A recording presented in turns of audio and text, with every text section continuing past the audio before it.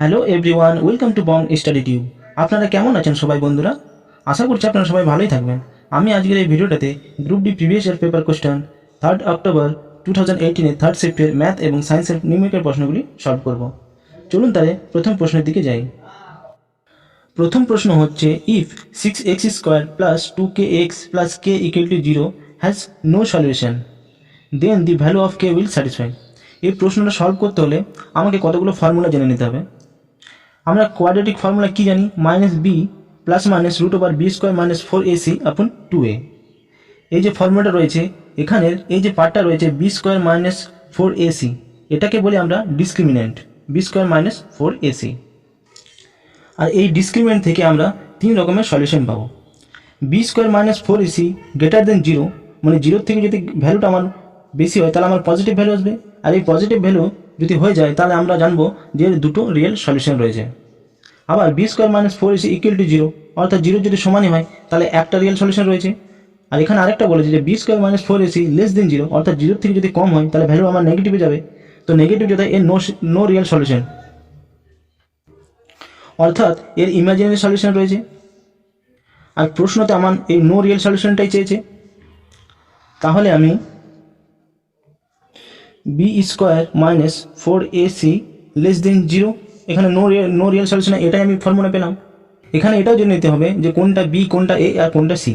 এখানে যে সমীকরণটা রয়েছে 6x² plus 2kx plus K equal to 0, এখানে যে এক্স স্কোয়ার যে কোফিসিয়েন্টটা 6 রয়েছে এটাই হচ্ছে এ, অর্থাৎ এ ইকুয়াল টু হয়ে গেল 6। তারপর এক্সের যে কোফিসিয়েন্ট আছে প্লাস 2k, এটা হচ্ছে বি 2k, আর সি হচ্ছে এ প্লাস কে, অর্থাৎ কনস্ট্যান্ট সি ইকুয়াল টু কে। এবার যদি এ বি সি আমি ভ্যালু যদি পুট করে দিই এই ডিসক্রিমিনেন্টের মধ্যে তাহলে আমি পেয়ে যাব। তাহলে আমি পুট করছি B square minus 4ac less than 0। B square ছিল আমার প্লাস 2k, অর্থাৎ 2k whole square minus 4 into A ছিল আমার 6 আর সি ছিল আমার কে লেস দেন 0। এখান থেকে কী পেয়ে গেলাম আমি? 4k² minus 24k less than 0।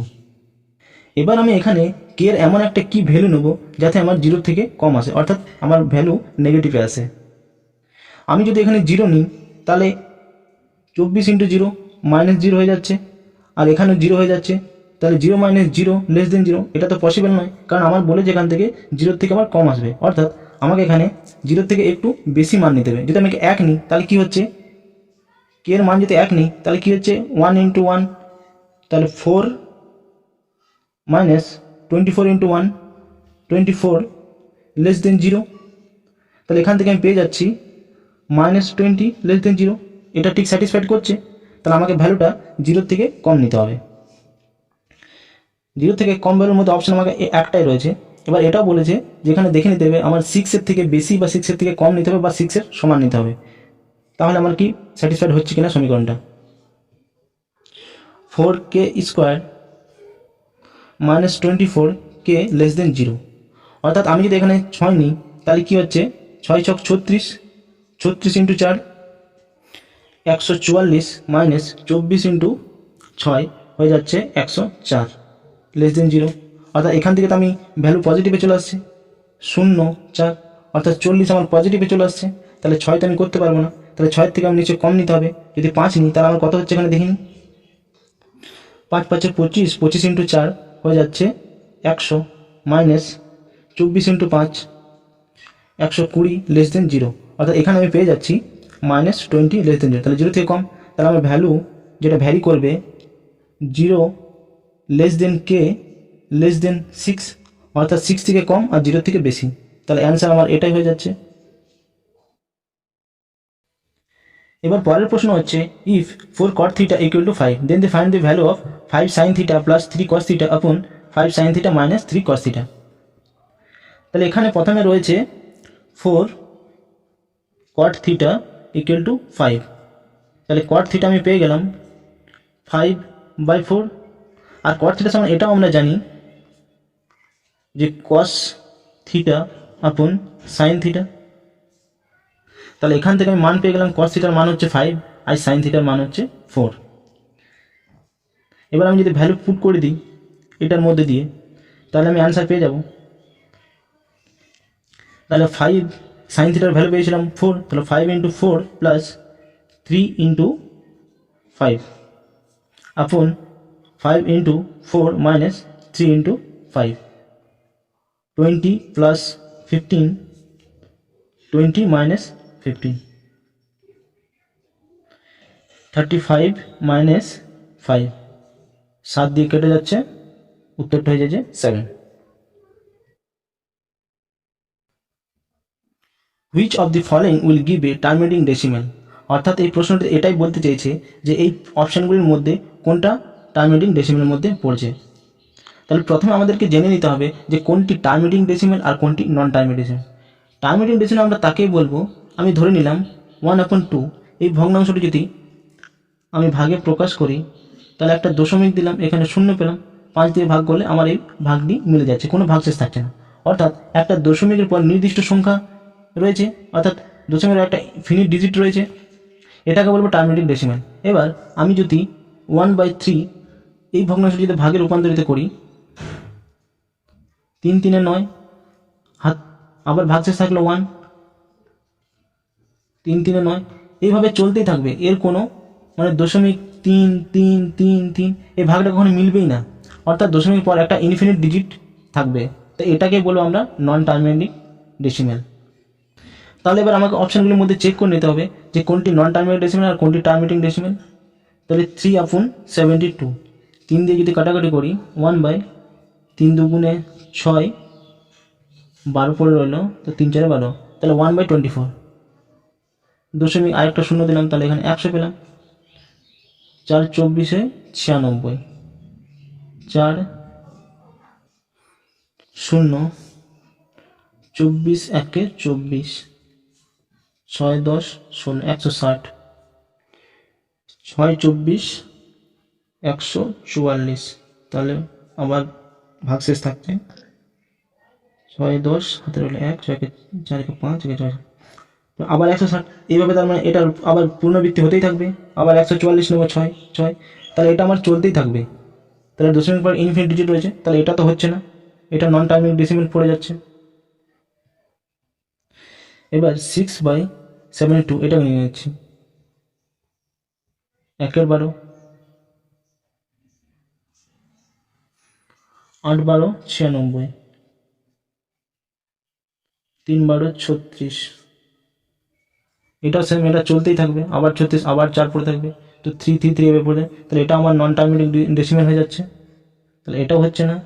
9/72, 1/8,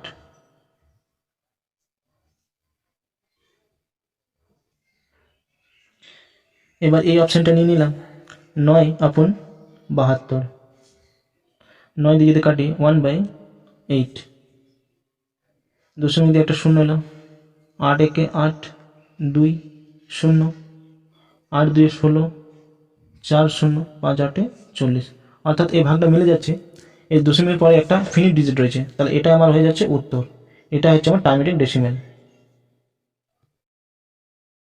পরের প্রশ্নে কি বলেছে, x and y given correct to one decimal place have given as 4.5 and 2.4 respectively.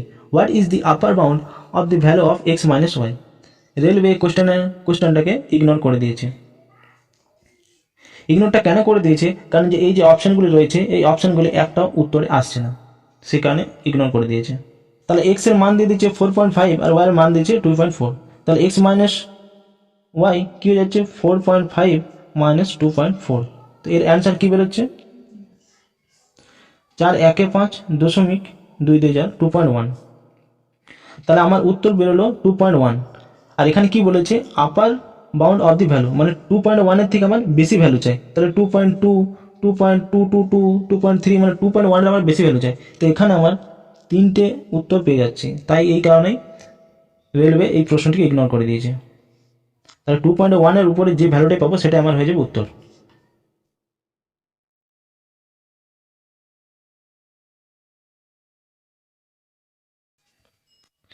এবার একটা সিম্পলিফিকেশন রয়েছে, তো আমরা বডমাসের ফর্মুলা তো জানি, BODMAS,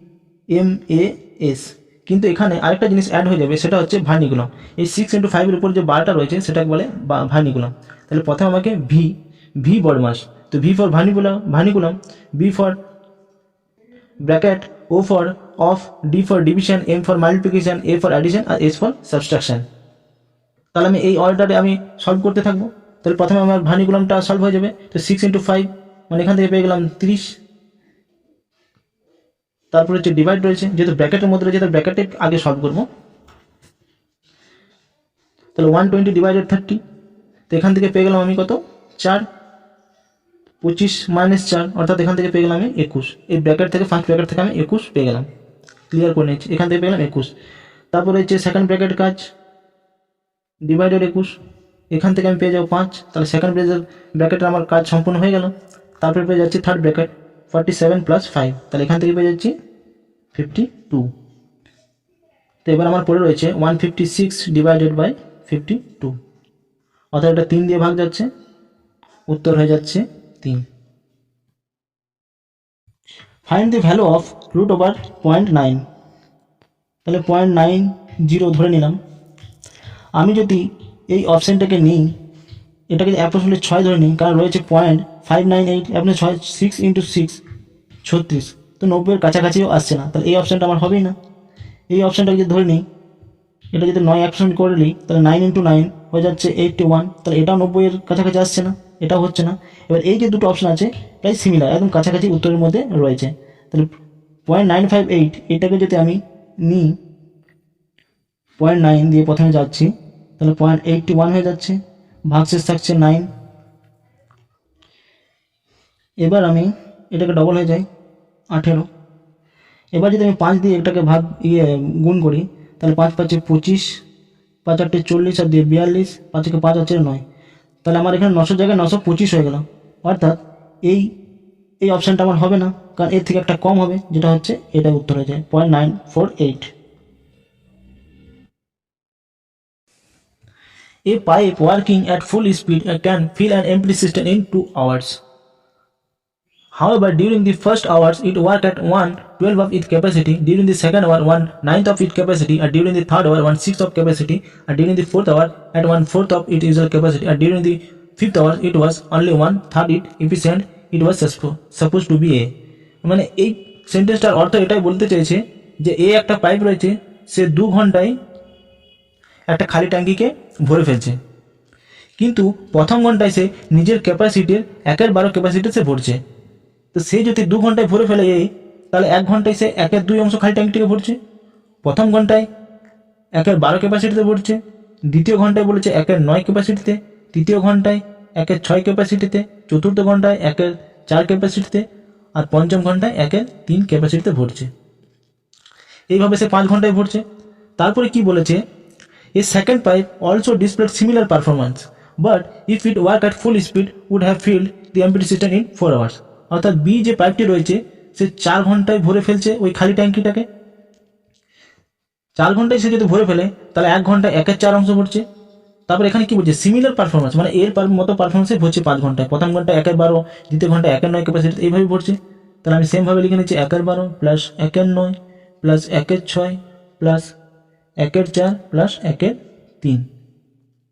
এরপর কি বলেছে, together with a drain pipe that drain water out of the tank at constant rate, half of the এমপিটি system could be fill in 5 hours। তার মানে কি বলেছে যে একটা সি পাইপ রয়েছে, সে খালি করছে, আর খালি করছে 5 ঘন্টায়, কিন্তু 3টে পাইপই যখন একসাথে চালু রয়েছে, দুটো পাইপ ভর্তি করছে এ বি, আর সি যখন খালি করছে তখন তার ট্যাঙ্কটির 1/2 অংশ মানে অর্ধেক অংশ সে ভরে ফেলে, 5 ঘন্টায় ভরে ফেলে। অর্থাৎ আমি এটাকে ধরে নিচ্ছি যে সে 5 ঘন্টায় এক্স রেটে খালি করছে, এবং টোটাল যখন 3টে পাইপ একসাথে চলে তো ট্যাঙ্কের 1/2 অংশ ভরে ফেলছে। কারণ 5 কেন নিলাম, এইটা হচ্ছে প্রথম ঘন্টায়, দ্বিতীয় ঘন্টায়, তৃতীয় ঘন্টায় এরা যেমনভাবে ভরছে কিন্তু সেম রেটে 5টি ঘন্টায় করছে, তাই 5 ঘন্টা নিলাম। এই যে সমীকরণটি সলভ করে তার এক্স এর মান পেয়ে যাবো আমি। আর এখানে সেটাই বলেছে, all the 3 pipe working concurrently, how many hours would take a drain pipe at the empty filled system if no other pipe was function during the time. মানে বলতে চাইছে যদি ওই যে সি যে পাইপটা রয়েছে খালি করার পাইপটা, সে যদি এক কনস্ট্যান্ট রেটে যদি খালি করতে থাকে তাহলে কত ঘন্টায় সে ওই ভর্তি ট্যাঙ্কটাকে খালি করে দেবে। এই যে সমীকরণটা হলো, এই সমীকরণে আমি সলভ যদি করি তাহলে 12, 9, 6, 4, 3 এর লসাগু কি হয়ে যাচ্ছে আমার 72। যদি আমি লসাগু ধরি তাহলে আমি এখানে পেয়ে যাচ্ছি 6 + 8 + 12 প্লাস 4 × 4 3 4 18 আর এদিকে 3 2 6 24। এই যদি টোটাল করি তাহলে কি হয়ে যাচ্ছে, আর এই বিয়েরও তাই সেমভাবেই পাচ্ছি আমি। তাহলে এটা আমি এই লসাগুটা কমপ্লিট করার পরে আমি এটাকে বসিয়ে নিতে পারবো। এই যোগটা যদি আমি করে নিই তাহলে হয়ে যাচ্ছে 8 × 4 = 12, 13 14 14 আর 6 20 8 28 28 এর 8 হাতের বেলে 2 2 দিয়ে 4 কে 5 কে 6 68/72। এই জায়গাটা আমি ক্লিয়ার করে নিচ্ছি 68/72। তাহলে এখান থেকে পেলাম 1/2 × 68/72। এইভাবে সেম এরও তাই পেয়ে যাবে 1/4 × 68/72 মাইনাস 5/x = 1/2। এটা যদি 2 দিয়ে যায় তাহলে এখান থেকে পেয়ে যাচ্ছি 3 2 6 4 2 8। আর এখানে 4 দিয়ে যদি করি তাহলে 4 1 4 4 7 28। স্ক্রিনটা আমি ক্লিয়ার করে নিই তাহলে সুবিধা হবে ক্যালকুলেশন করতে। 34 এর 72 প্লাস 17/72 মাইনাস 5/x = 1/2। আমি এখানে 5/xটাকে ওই দিকে নিয়ে চলে যাচ্ছি, ইকুয়ালটার ওই দিকে।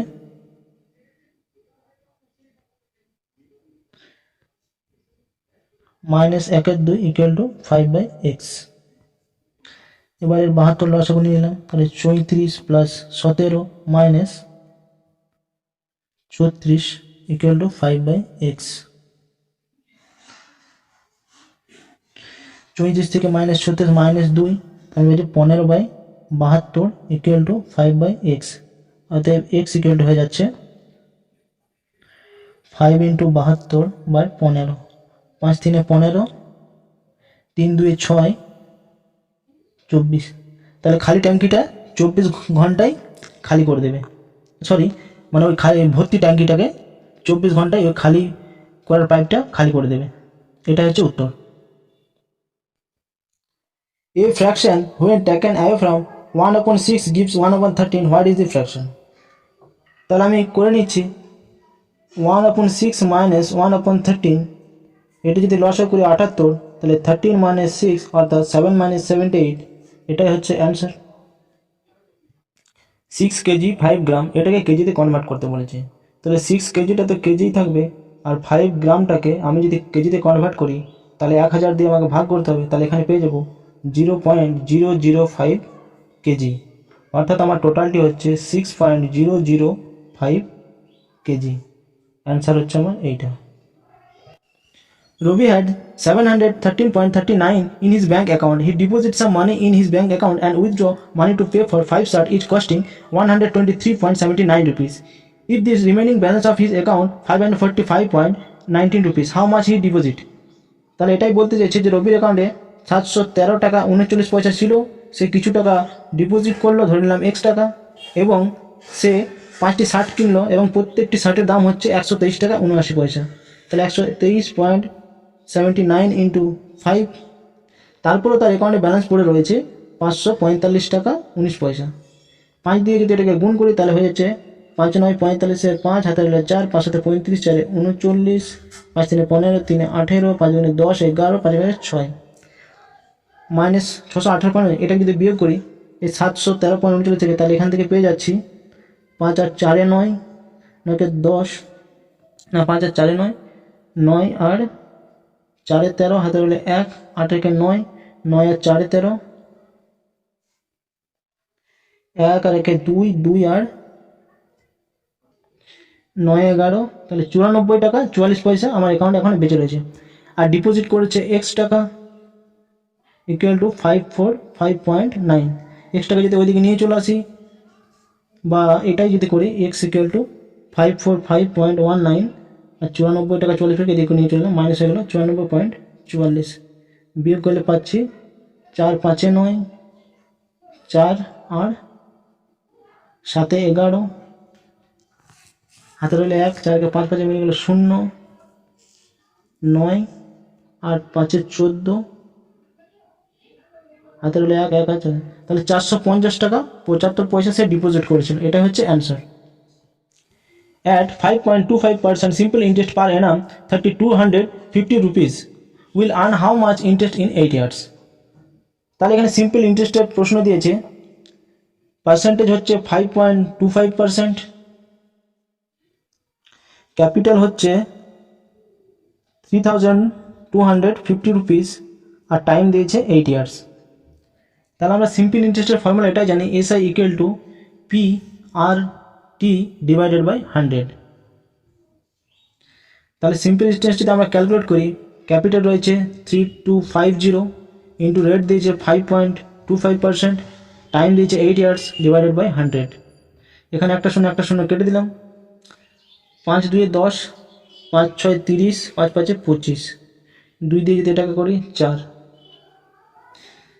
4 25 100, তার মানে হলো 1, 4 5 20 21, এখান থেকে পেয়ে গেলাম 21 ইন্টু 65 ইন্টু 4, না সরি 21 ইন্টু 65, তাহলে 65 ইন্টু 21, 5 21 হয়ে যাচ্ছে 105, তো 5 হাতে রইলে 10, আর 6 21 হচ্ছে 126, 126 আর 10 হচ্ছে 136, তাহলে 1365 টাকা। এটাই হচ্ছে অ্যান্সার, 1365 টাকা।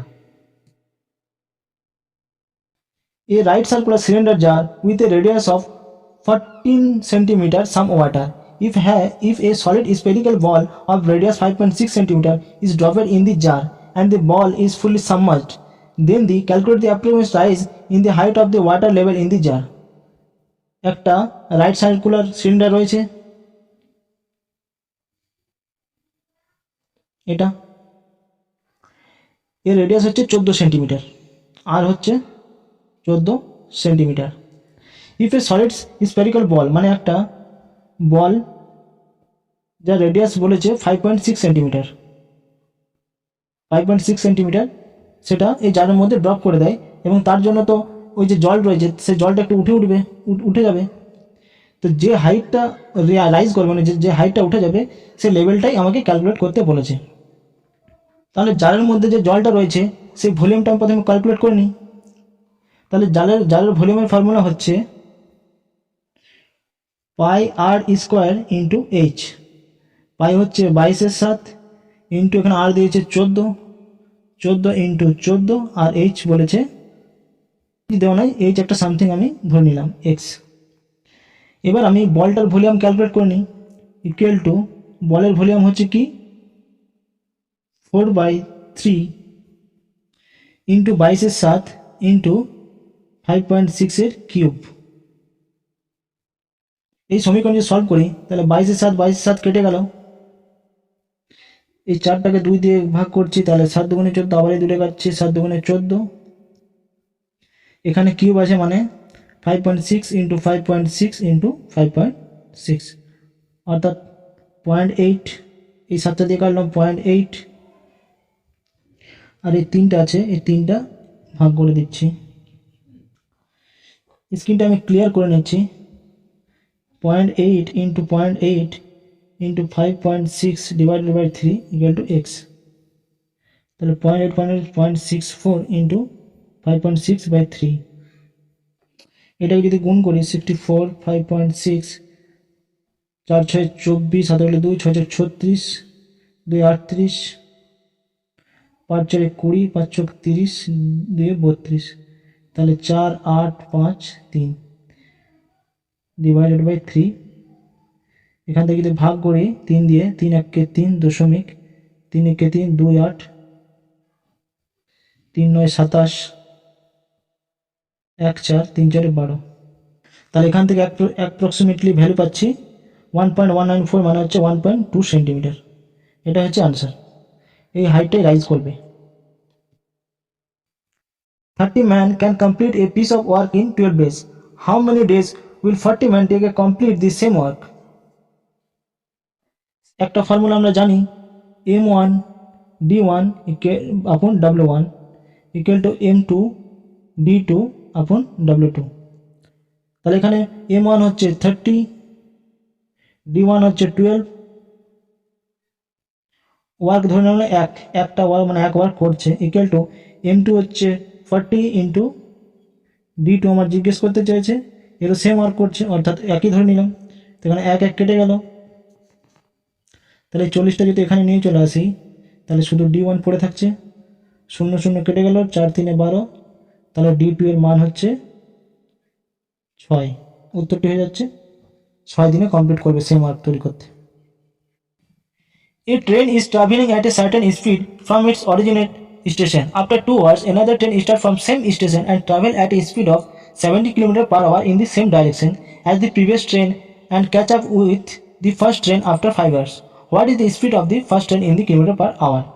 প্রশ্নটিতে এটাই বলতে চেয়েছে একটা স্টেশন থেকে প্রথম ট্রেনটি যায় এবং তার স্পিডটা বলে দেয়নি, কিন্তু তারপরে 2 ঘন্টা পরে একটা অন্য ট্রেন সেম স্টেশন থেকে এবং সেম ডাইরেকশনে সেম দিকে যাচ্ছে, কিন্তু তার গতিবেগ হচ্ছে 70 km/h। তো দ্বিতীয় ট্রেনটি প্রথম ট্রেনটিকে 5 ঘন্টার মধ্যে ধরে ফেলে, তাহলে প্রথম ট্রেনটির গতিবেগটি কী সেটা জানতে চেয়েছে। তাহলে আমি ধরে নিলাম একটা স্টেশন রয়েছে, সেই স্টেশন থেকে ট্রেন এ x কিলোমিটার গতিবেগে যাচ্ছে এবং তার 2 ঘন্টা পরে সেম স্টেশন থেকে মানে এই সেম স্টেশন থেকে বি ট্রেন 70 km/h গতিবেগে যাচ্ছে, কিন্তু 2 ঘন্টা পরে যাচ্ছে, অর্থাৎ এই যে x কিলোমিটার গতিবেগে প্রথম ট্রেনটি 2 ঘন্টাতে চলে গেছে, তাহলে সে কতটা দূর অতিক্রম করেছে? 2x কিলোমিটার, কারণ 2 ঘন্টা পরে যাচ্ছে, তো সেই 2 ঘন্টার মধ্যে x কিলোমিটার গতিবেগে গেলে 2 ঘন্টা সে 2x কিলোমিটার চলে গেছে। তাহলে প্রথম থেকে দ্বিতীয় ট্রেনটির দূরত্ব কত হচ্ছে? 2x কিলোমিটার, প্রথমে দ্বিতীয় ট্রেনের মধ্যে দূরত্ব। এখানে আরেকটা জিনিস বলেছে যে দ্বিতীয় ট্রেনটির গতিবেগ হচ্ছে 70 কিলোমিটার বেগে। তাদের যখন তারা দুজনে একসাথেই চলছে একই ডাইরেকশনে, তাদের রিলেটিভ স্পিড কী হয়ে যাবে? কারণ আরেকটা জিনিস দেখে নিতে হবে যে 70 কিলোমিটার গতিবেগ 5 ঘন্টার মধ্যে ধরে ফেলে, তার মানে দ্বিতীয় ট্রেনটির গতিবেগটা বেশি আছে, সেই জন্য তাকে 2 ঘন্টার পর 5 ঘন্টার মধ্যে ধরে ফেলছে।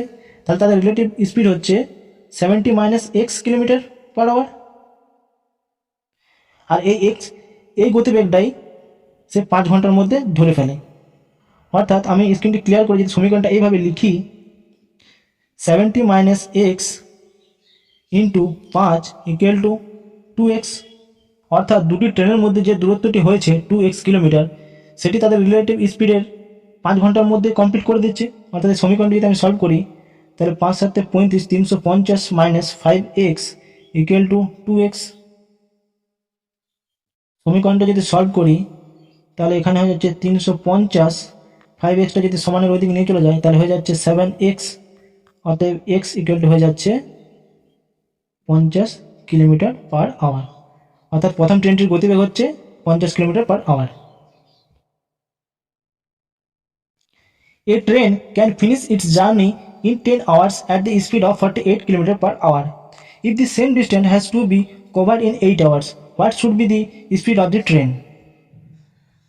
প্রশ্নতে এটাই বলছে একটা ট্রেন 10 ঘন্টায় কোনো একটা দূরত্ব 48 ঘন্টা কিলোমিটার/h গতিবেগে শেষ করে দিচ্ছে, আবার সেম ডিস্টেন্স সে কভার করছে 8 ঘন্টায়, তাহলে তার স্পিড কত হবে?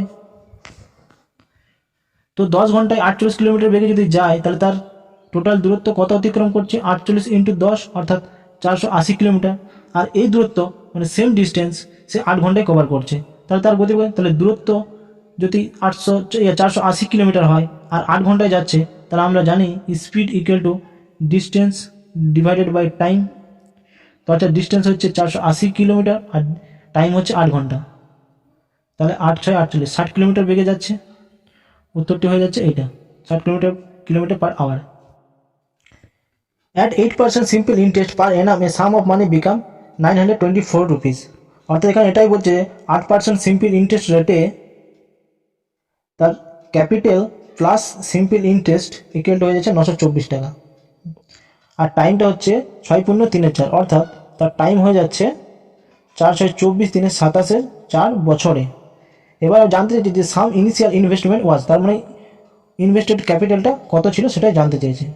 তাহলে প্রত্যেক বছর যদি 8% রেট হয়, তাহলে এই টোটাল টাইমে তার রেট কত হয়ে যাচ্ছে? Total rate 8 × 27/4, 4 × 2 = 8, 7 × 2 = 54%। অর্থাৎ 100 + 54, মানে এটা হচ্ছে capital plus simple interest equal হয়ে যাচ্ছে 924 টাকা। স্ক্রিনটা ক্লিয়ার করে নিচ্ছি। 154% সমান যদি 924 টাকা হয়, তাহলে আমার ক্যাপিটাল 100% সমান কত আসবে? 924 ইন্টু 100 ডিভাইডেড বাই 154। 2 দিয়ে কাটলে 7 2 14, 7 2 14, 4 2 8, 6 দিয়ে 12, 2 2 4।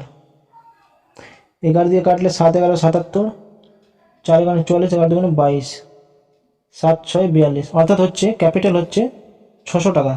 উত্তর হয়ে যাচ্ছে এইটা। A number was divided the ratio 7:11. When the 6 was added to each of the number, the ratio changed to 5:7. The greater of the two initial number was. তাহলে প্রথম সংখ্যাটি আমি ধরে নিলাম, প্রথম সংখ্যাতে রেশিওতে 7 11 রেশিওতে x ধরে নিলাম, এটাকে অ্যাড করেছে 6, প্রত্যেকটাতে 6 নাম্বার করে অ্যাড করেছে, তারপরে তাদের রেশিও চেঞ্জ হয়েছে 5:7। এই যদি সমীকরণটা সলভ করি, 7 7 49x plus 42 equal to 55x plus 30। এদিকে 49টা নিয়ে চলে গেলাম, হয়ে গেল 6x, আর 30 টাকা যদি এদিকে নিয়ে চলে হয়ে যাচ্ছে 12, তাহলে x ইকুয়াল হয়ে যাচ্ছে 2। আর এখানে জানতে চেয়েছে the greater of the two initial number, মানে দুটি নাম্বারের মধ্যে যে বড় সংখ্যা সেটার মান কত আছে। তাহলে x যদি 2 হয়, তাহলে বড় সংখ্যা হচ্ছে 11, মানে রেশিওটা 11, তাহলে 11 ইন্টু 2 হচ্ছে 22। এটা হচ্ছে answer. Find the fourth proportional of 3 4 and 9। তাহলে আমরা প্রপোর্শনাল এইভাবে লিখি, 3:4 9:x, অর্থাৎ প্রপোর্শনাল x। তাহলে 3/4 ইকুয়াল টু 9/x, তাহলে x ইকুয়াল টু হয়ে যাচ্ছে 9 ইন্টু 4/3, 3 3 9, 3 4 12। এটাই হচ্ছে answer, 12। The sum of the age of a daughter and mother is 50 years. After 5 years, the age of the mother will be 4 times that of the daughter. What is the present age of the daughter?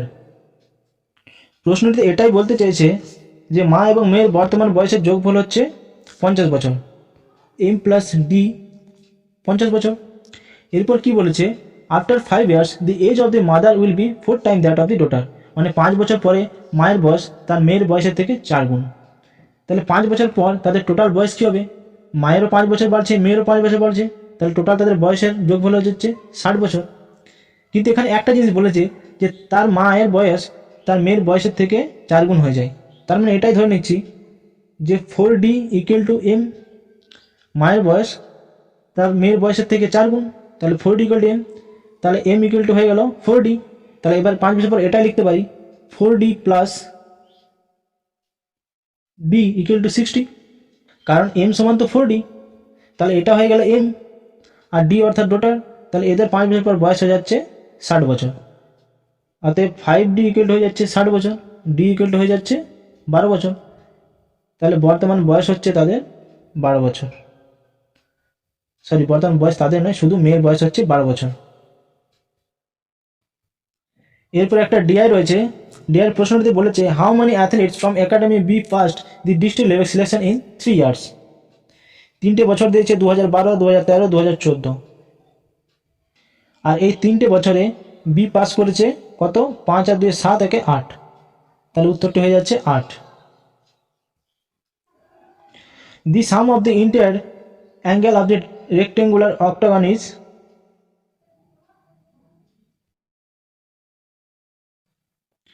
The sum of the interior angle of a regular octagon. Octagon মানে হচ্ছে অষ্টভুজ, যার 8টি ভুজ রয়েছে, মানে যার 8টি শীর্ষবিন্দু রয়েছে প্রত্যেকটি কোণে। এবার বলছে তাদের ইন্টার অ্যাঙ্গেল মানে তাদের আভ্যন্তরীণ কোণগুলি জিজ্ঞেস করেছে। তা আভ্যন্তরীণ কোণের ফর্মুলা হয় n-2 into 180 degree. Sum of inter অ্যাঙ্গেলের ফর্মুলা এটা হচ্ছে। তাহলে n আমার দিয়ে দিচ্ছে এখানে 8, অর্থাৎ 8 - 2 মানে 6 ইন্টু 180, মানে কত হচ্ছে 6 0 0, 8 চক 48, 8 হাতের হলে 4, 6 কে 6, আর একে 4 হচ্ছে 10। তাহলে তাদের ইন্টার অ্যাঙ্গেলের সাম হচ্ছে 1080। a plus 1/a equal to 5, then a cube plus 1/a cube কী হবে? তা আমরা জানি a প্লাস b তার হোল কিউবের ফর্মুলা কী হয়? a cube plus b cube plus 3ab a plus b। তাহলে এ প্লাস 1/a এর ফর্মুলা কী হবে? A cube plus 1/a cube plus 3 into A into 1/a, তারপর এখানে প্রথম বন্ধনীর মধ্যে এ প্লাস 1/a। তো এখানে এ কেটে গেল, আর এ কিউব প্লাস 1a কিউব আমার জানতে চেয়েছে, আর এ প্লাস 1/, এখানে পেয়ে যাচ্ছে আমি 5। অর্থাৎ আমার কি হচ্ছে, আর আরেকটা জিনিস, এ প্লাস 1/a এ হচ্ছে 5, অর্থাৎ 5 কিউব ইকুয়াল টু হয়ে যাচ্ছে A cube plus 1/a cube plus 3 into 5, কারণ এ প্লাস 1/5। তো এখান থেকে কিছু 5 5 25, 5 25 125 ইকুয়াল টু, আর এখান থেকে পেয়ে যাচ্ছি 15। এই 15টা ওইদিকে নিয়ে গেলে মাইনাস হয়ে যাচ্ছে, তাহলে এখান থেকে কত পেয়েছি? 110। তাহলে এ কিউব প্লাস 1/a কিউবের উত্তর হয়ে যাচ্ছে 110।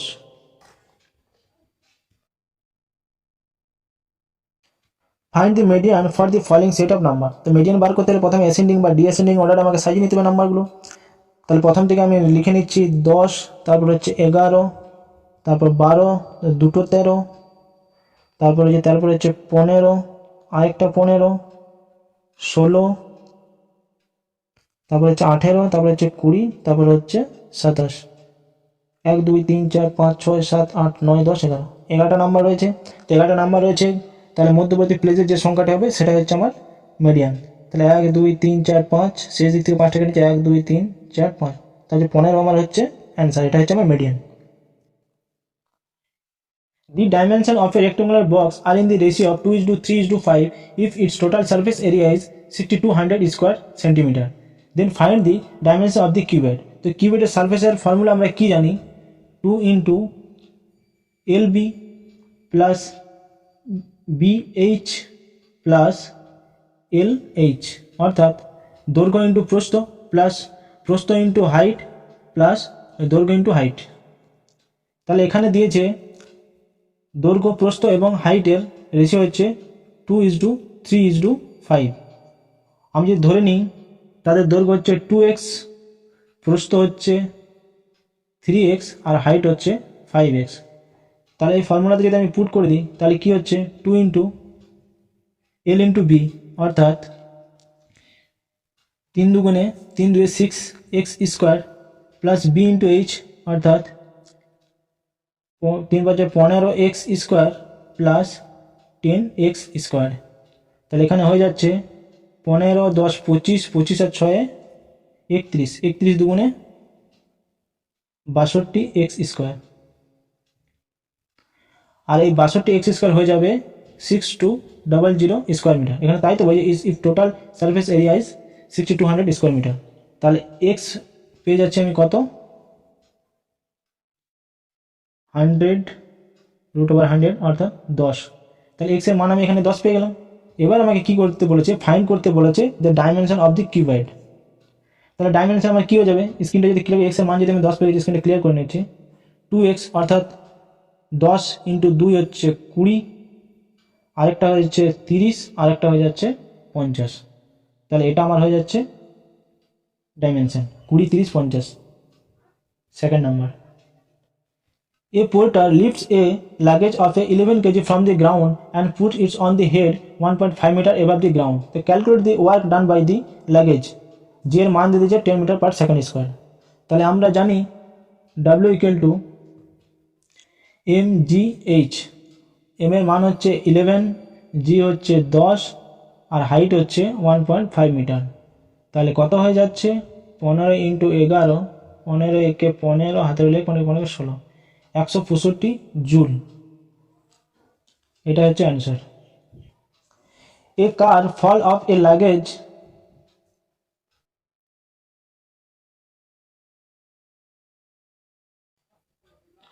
A car fall off a ledge and drop to the ground in 0.5 seconds. Let g equal to 10 meter per second square. What is its speed on striking the ground? প্রশ্নটি এটাই বলতে চেয়েছে একটা কার কোনো উচ্চতা থেকে পড়ে যাচ্ছে, গ্রাউন্ডে টাচ করতে মানে যে সময়টা লাগছে পড়তে সেটা হচ্ছে 0.5 second.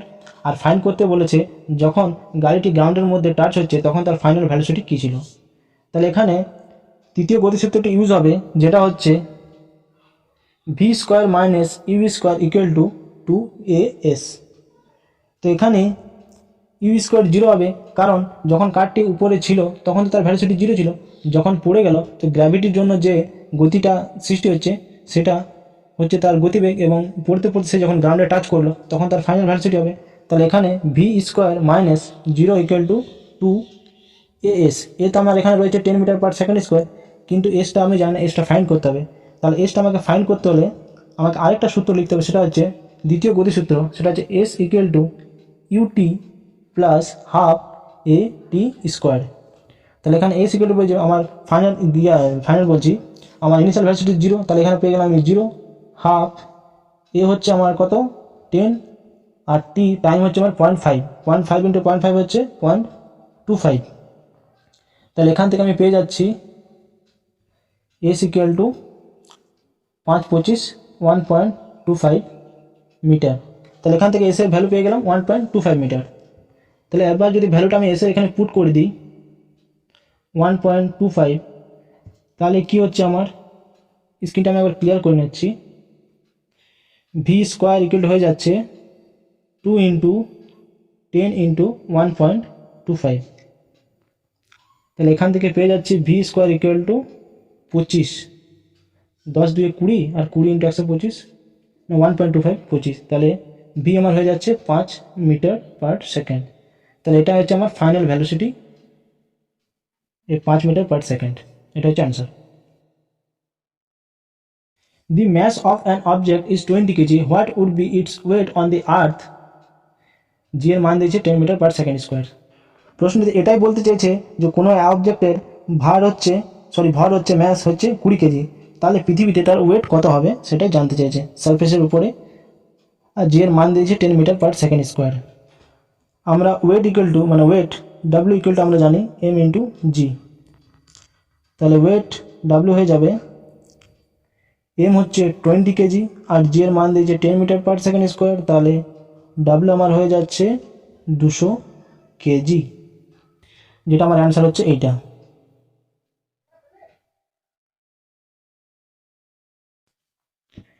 Ram swim in 104 meter long pool. He covered 280 meter in 1 minute by swimming from one end to other end back to along the same straight path. Find the average speed.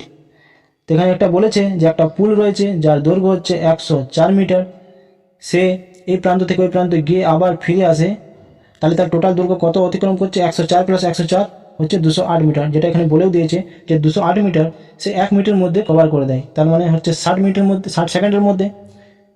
তারপর এখানে find করতে বলেছে যে average speed. আমরা সবাই জানি speed equal to distance by time, তাহলে distance হচ্ছে 208 মিটার আর টাইম হচ্ছে 60 সেকেন্ড, অর্থাৎ মিটার পার সেকেন্ডে বার করতে হলে আমি 60টাকে 6 ইন্টু 10 লিখে দিলাম, 3 6 18, 2 8, 4 6 24, দশমিক যদি দিই তাহলে আরও লাগলে 4 0, 6 6 36, আবার ওই 4 0 6 6 কন্টিনিউ চলে যাবে, আর এই 10টা যদি আবার যদি ভাগ করে দিই তাহলে হচ্ছে 3.4666, যেটাকে আমি অ্যাপ্রক্সিমেটলি এটাও লিখতে পারি 3.47, যেটা হয়ে যাচ্ছে উত্তর এইটা 3.47 মিটার পার সেকেন্ড।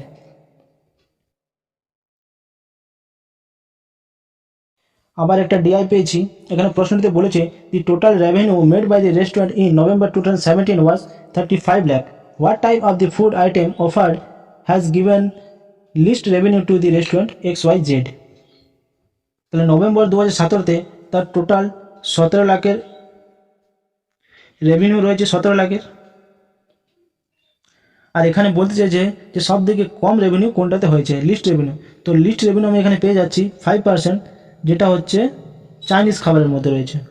তাহলে 100%, সরি এখানে তো ম্যাথ করতে বলেনি, তাহলে আমি চাইনিজ খাবারের মধ্যে পেয়ে যাই, চাইনিজ ফুড আইটেম, যেটা লিস্ট কাউন্ট করেছে। এরপর আবার একটা ডিআই রয়েছে, if company XYZ has spent A total of 100 lakh crores, then how much did it spend on salaries of employees? এখানে এই টোটাল কোম্পানি স্পেন্ড করেছে 100 লাখ ক্রোর, ঠিক আছে। তো এখানে বলছে যে সে স্যালারির জন্য কত এমপ্লয়িকে টাকা দিচ্ছে, তাহলে তার স্যালারি হচ্ছে 20%, 100% 100, তাহলে 20% হচ্ছে 20 লাখ করোড়, তাহলে এটা হচ্ছে অ্যান্সার।